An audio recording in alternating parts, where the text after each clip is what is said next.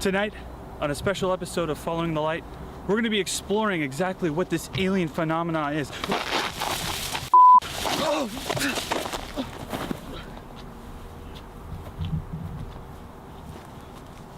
We're going to be discussing exactly.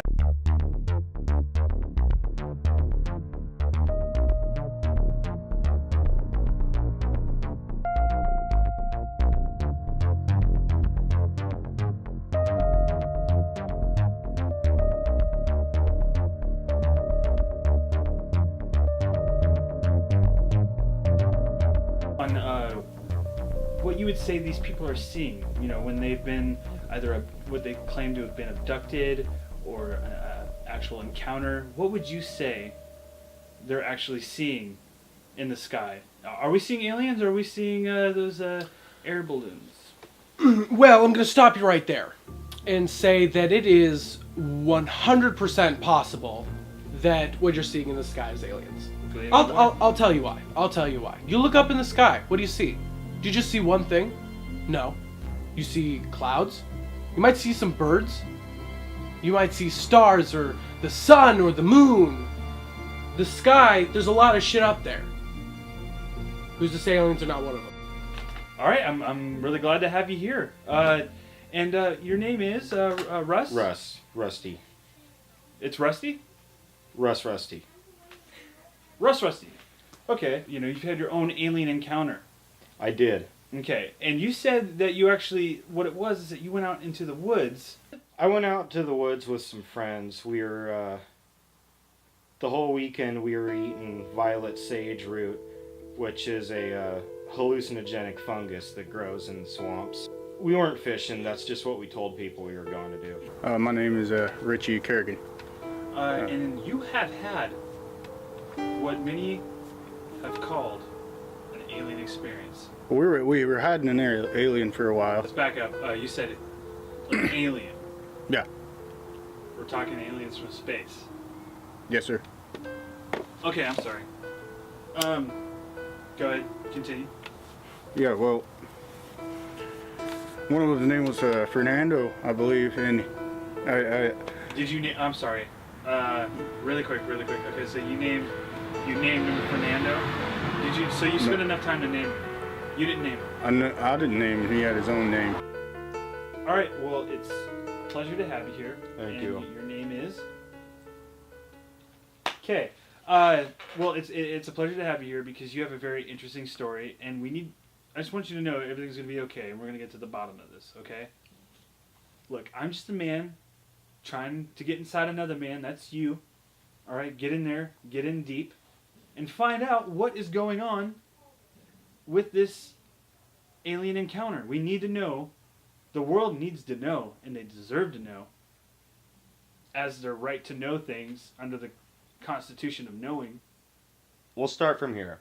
I don't like you. I don't like your face. I don't like your voice. I don't like your f***ing suit, and especially your ridiculous f***ing tie. Yeah. Who the f*** would wear that? Well, I'm just a man wearing a tie. You know, I have a temper. Whatever, right? Like, you know, we're having dinner. You know, my f***ing wife. She's alright, you know, whatever.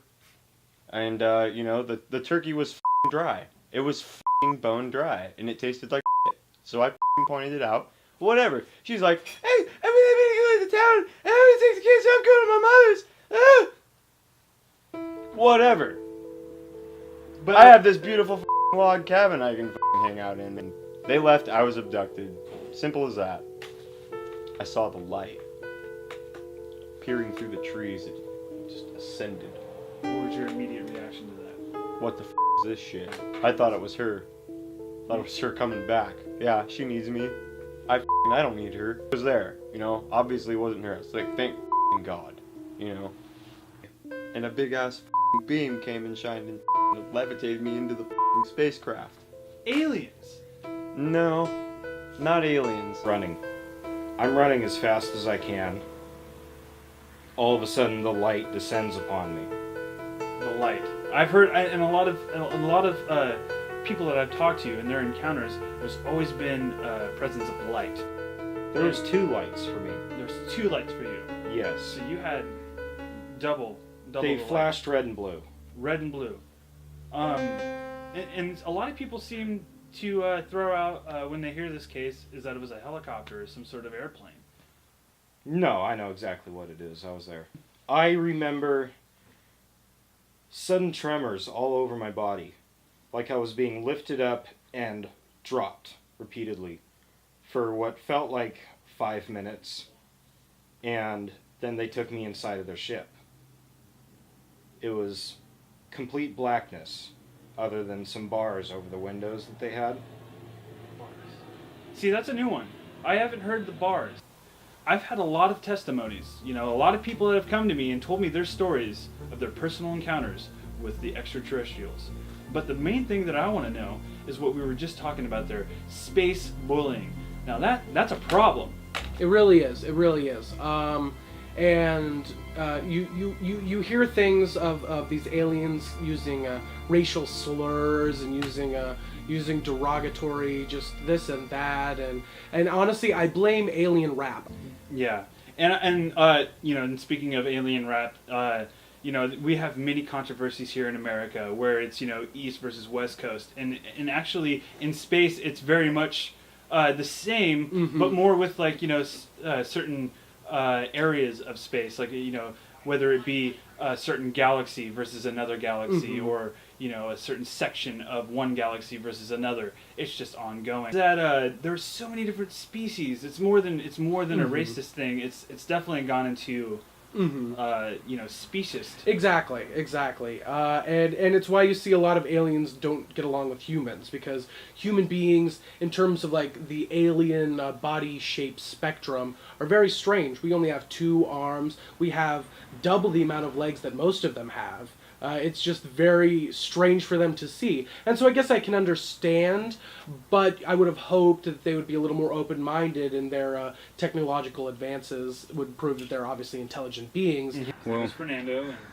well, here's a bit. I gave him a job down at the lumber yard, let him use my child's social security number, and then one day the INS showed up in my fucking doorstep saying that I was gonna get a $350,000 fine if I didn't, send him back to his country, and I was like, I don't want nothing to do with that. And now I have a just think completely that- different opinion about aliens. I don't know. I just it's sounding a lot like you let an illegal immigrant into your home and you can't afford More it. like illegal alien is what they call them. Because we're talking about aliens from space. Yeah. I mean, From outer space. they live in a space. Yes. I used to take the summers down there. No, it's pretty. So you've actually visited the alien home. Yeah, yes, sir.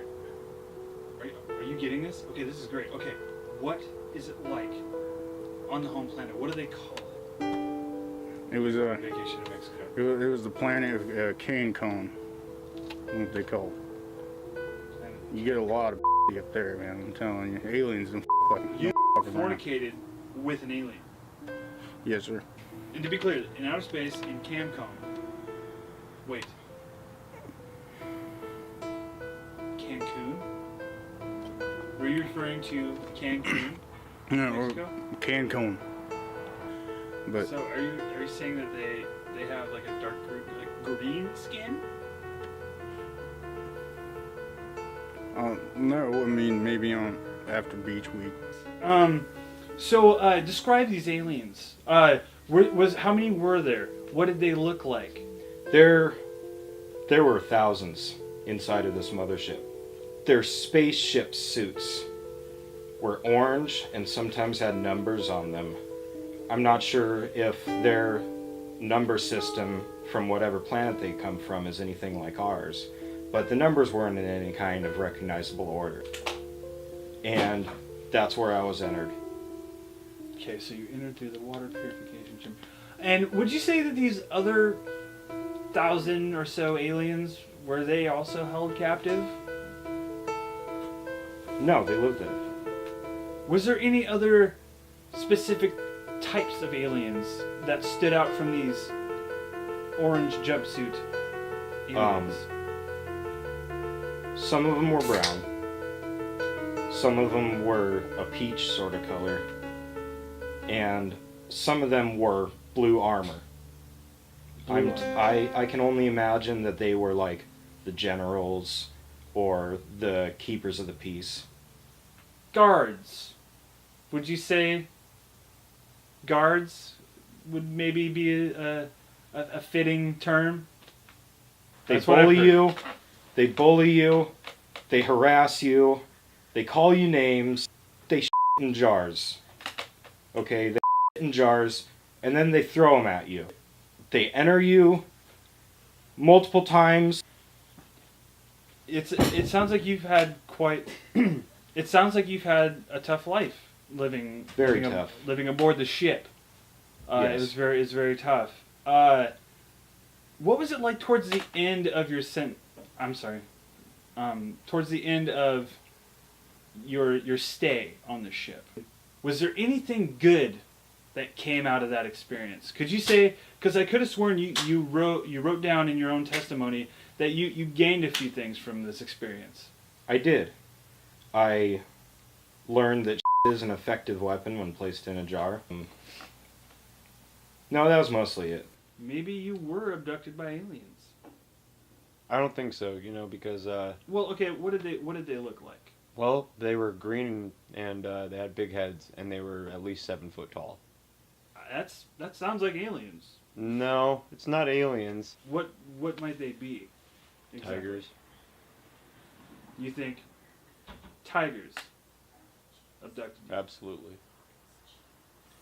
How inebriated would you say you were that night? I mean, how many alcoholic beverages would you say you had? I don't know, man. How many does it take to, get your wife to leave you, take your beautiful kids with you and go to her mother's? Okay, that's territory we won't step into then. So when you were actually abducted by whatever Sure. Whatever. it might be, tell me, what happened when you were up there? Well, I first stepped in. I came to master control room, and there was just mason jars full of and everywhere, and it smelled horrible. After that, I was taken into a room and butt by a long metal prod. You were probed anally. No, I was butt by a long metal prod. And the hot topic seems to be probing. Mm-hmm. Of all the cases you've encountered, which I believe 647 wow, probing cases. Yep. that's a lot. 647. Yeah, I actually just had the last 4 in the past week. So, but it's that time of year, probing season, definitely. Mm-hmm. So. Yeah, most definitely. And would you say it's done the same way just about each and every time? Usually, but it also kind of depends on the person. Like, if it's kind of a bigger, fat, they're going to need to use a pretty big probe. And I'm talking like, imagine like a tangerine on like a pool cue. Just right on up. Yeah, it doesn't vary too much. It's usually the same thing of just shoving some rod into a bud. It's not actually, there's no science behind it. It's actually like a theatrical performance that they're doing. It's very ritualistic. So, Yeah. good culture lesson there for sure. I'm going to put it to you this way. There's nothing in Uranus that aliens can't tell from any other part of your body, okay? And anal probes are expensive. We're talking like easily 600, 700 space dollars, which loosely is about like 45, 50 American dollars. So we're getting into the realm of human trafficking in the alien world, sexually. Well, humans are easily kind of a commodity, unfortunately, and it's scary to think about, to be honest with you. It really kind of breaks your heart to hear these stories.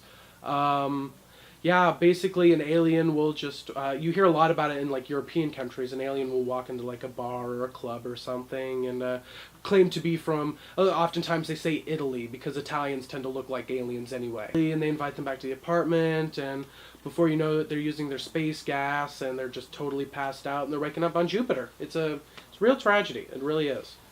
All right, well, this has been fascinating. You have definitely filled us in on... I'm happy to fill you. Okay, yeah. So, that's going to be that. Yeah. I hope you guys really put an end to this. We're not... We don't need another 9/11 on our hands. Okay. We have... Yeah. Okay. So, again, thank you for your time. Yeah. I didn't catch your name. What was your name again? There. Jack McKenna. Jack. That's cool. Yeah. It's a very American name. You're fighting the right fight, boy. Yeah. I'm doing what I can. Yeah. Well, you keep the aliens out of this country. Yeah, we're gonna do something like that. Thank you very much. I'm gonna miss the Medela, but. Well, this has been very insightful, and Rusty, I gotta tell you, your story has been one of the more interesting ones, and I thank you for being on our show. I thank you for having me.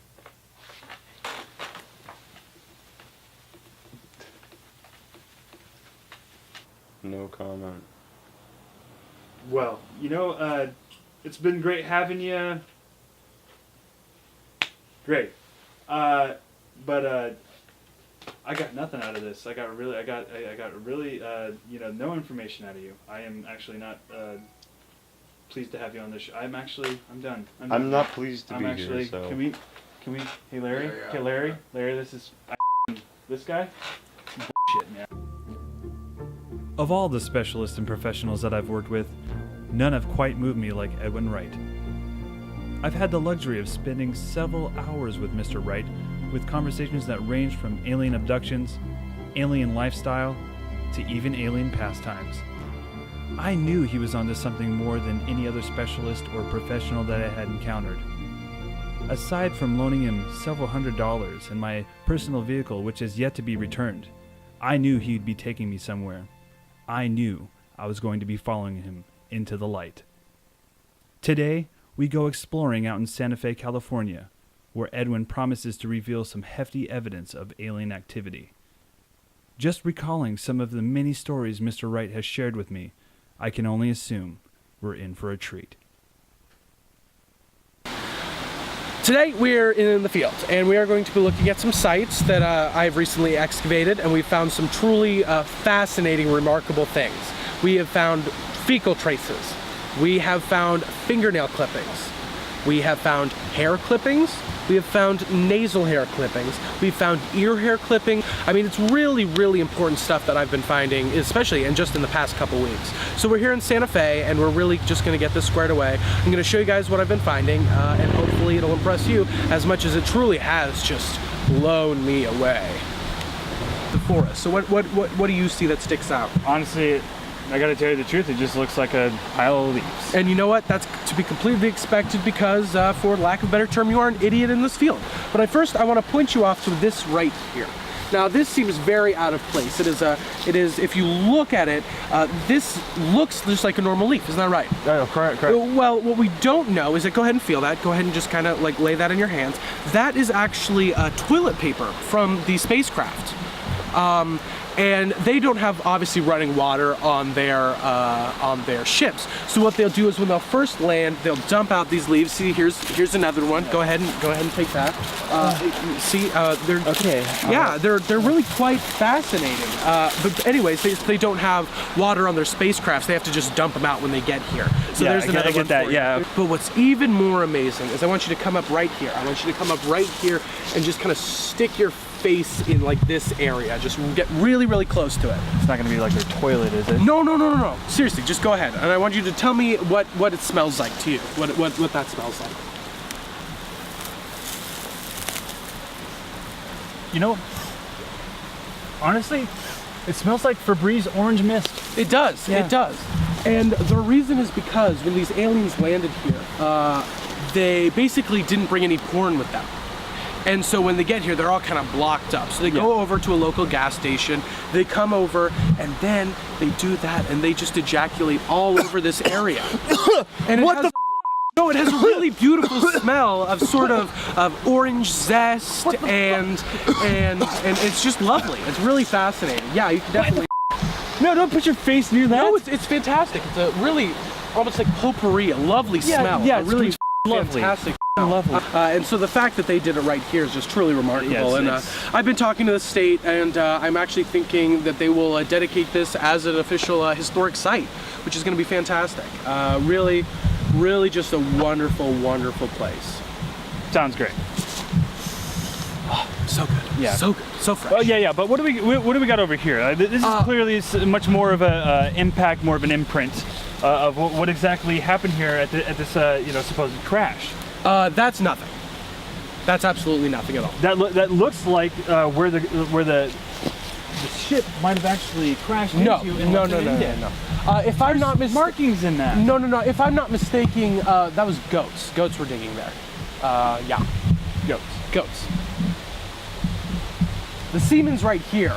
The goats were over there. Goats. Yep.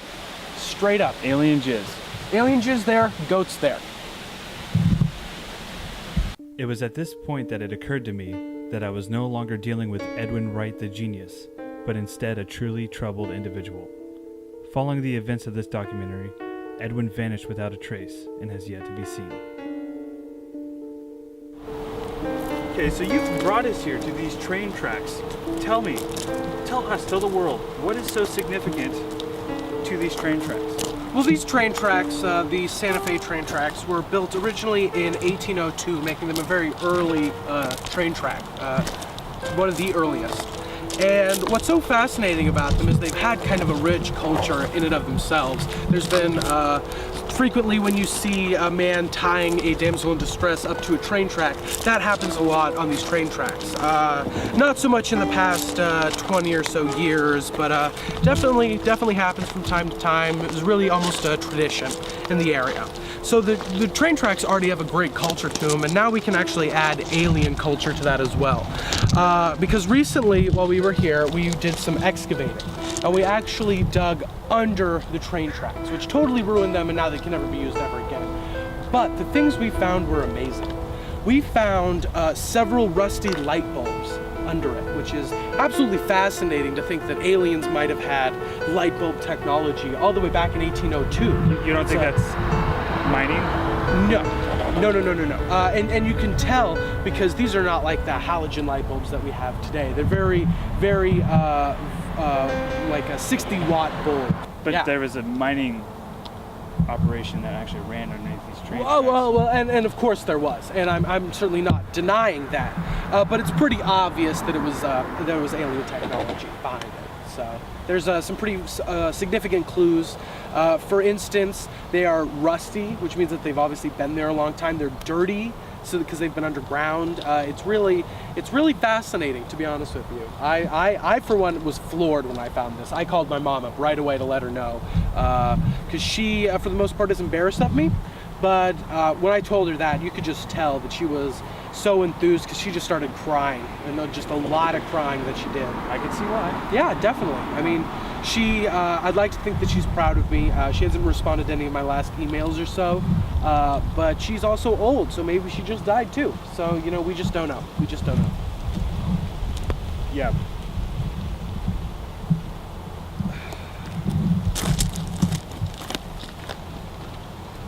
Right, and so the site that I wanted to show you now, totally pristine, never been touched.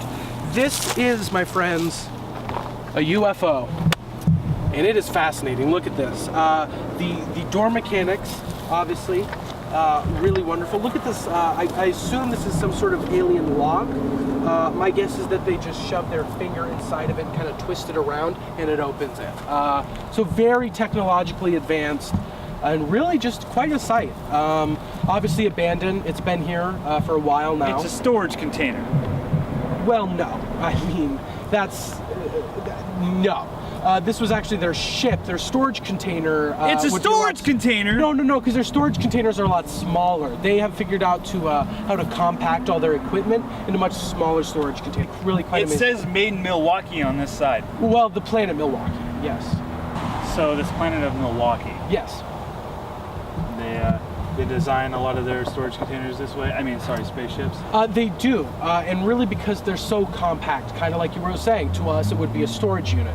But because they're so small, you can literally just like factory process them. And then what happens is they're ejected from the planet and they fly through space, and it takes, the planet of Milwaukee is easily 7 or 8 light years away from us. So it takes, obviously that's a very long time, but I plan on taking it statewide, and if the state does not accept it, then I might just have to call up the vice president. You'll open it one day, buddy. I will. Oh, I will. I And will I know want to the be secrets there in there. when you open it. Good. I want to see the look on your face when you Of open excitement. it. Yeah, trust me. When you open up this container and you find out what's inside of it, you'll be going somewhere. You'll be very padded and comfy. I There'll think be so a lot too. of room for you. I think so too. I'm Jack McKenna. This has been another Following the Light. Thank you so much, Jack. No problem. Pleasure as always. When do I get my paycheck, Jack? Fuck off!